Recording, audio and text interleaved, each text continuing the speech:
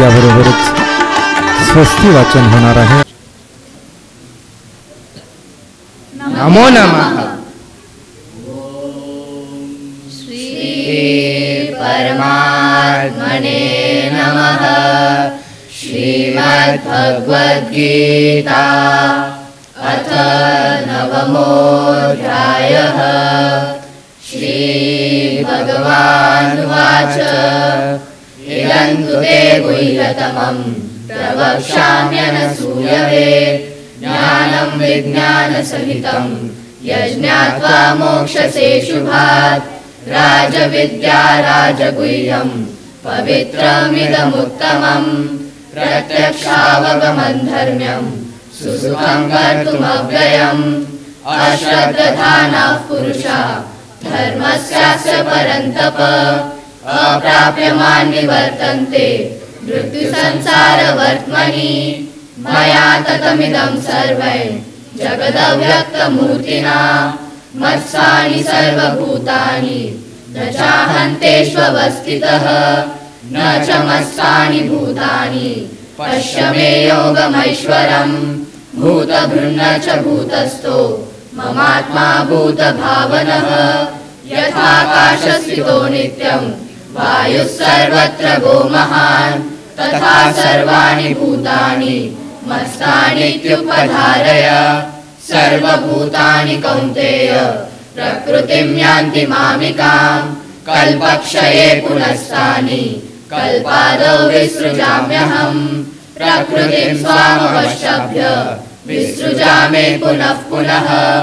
भूतग्राममिमं कृत्स्नम् अवशं प्रकृतेर्वशात्. न च मान्तानि कर्माणि निबध्नन्ति धनञ्जय. उदासीनवदासीनम् असक्तं तेषु कर्मसु. मया दक्षेण प्रकृतिः सूयते सचराचरम्. हेतुनानेन कौन्तेय जगद्विपरिवर्तते. अवजानन्ति मां मूढा मानुषीं तनुमाश्रितम्. परं भावमजानन्तो मम भूतमहेश्वरम्.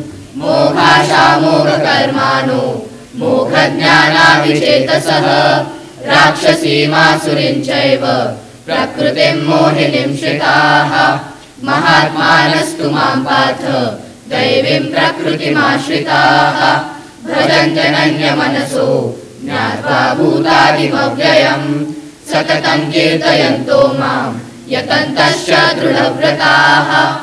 नमस्यन्तश्च मां भक्त्या नित्ययुक्ता उपासते. ज्ञानयज्ञेन चाप्यन्ये यजन्तो मामुपासते. एकत्वेन पृथक्त्वेन बहुधा विश्वतो मुखम्.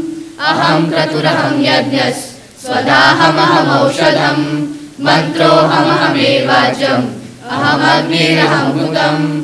पितामहस्य जगतो माता धाता पितामह. वैद्यं पवित्रमोङ्कार ऋक्साम यजुरेव च. गतिर्भर्ता प्रभुः साक्षी निवासः शरणं सुहृत्. प्रभवः प्रलयस्थानं निधानं बीजमव्ययम्. तपाम्यहमहं वर्षन् निगृह्णामि सृजामि च. अमृतेन चैव मृत्युश्च सदसच्चाहमर्जुन.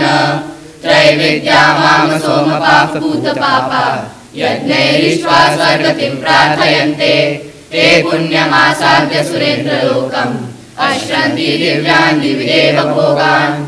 ते तं भुक्त्वा स्वर्गलोकं विशालं क्षीणे पुण्ये मर्त्यलोकं विशन्ति. एवं त्रयी धर्ममनुप्रपन्ना गतागतं कामकामा लभन्ते.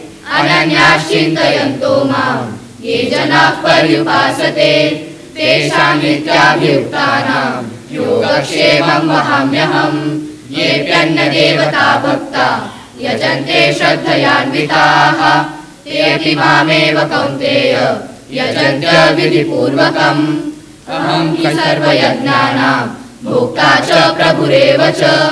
न तु मामभिजानन्ति तत्त्वेनातश्रवन्ति ते. यान्ति देवव्रता देवान् पितृयान्ति पितृव्रताः. भूतानि यान्ति भूते च यान्ति मध्याजिनोऽपि माम्.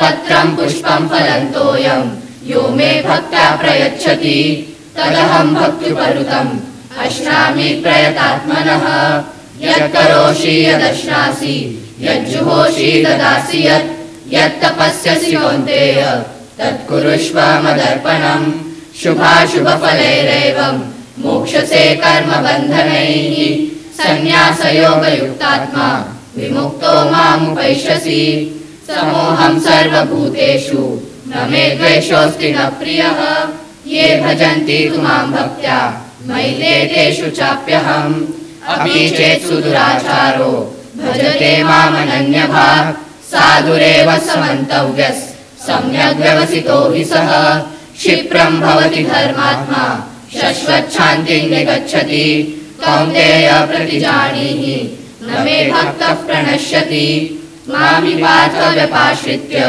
येऽपि पापयोनयः स्त्रियो वैश्यास्तथा शूद्रास् तेऽपि यान्ति परां गतिं किं पुनर्ब्राह्मणाः पुण्या भक्ता राजर्षयस्तथा अनित्यं सुखं लोकम् इमं प्राप्य भजस्व मां मन्मना भव मद्भक्तो मद्याजी मां नमस्कुरु मामे वैश्यसि त्वैवम् आत्मानं मत्परायणः ॐ तत्सदिति श्रीमद्भगवद्गीतासु उपनिषत्सु ब्रह्मविद्यायां योगशास्त्रे श्रीकृष्णार्जुनसंवादे राजविद्या राजगुह्ययोगो नाम नवमोऽध्यायः।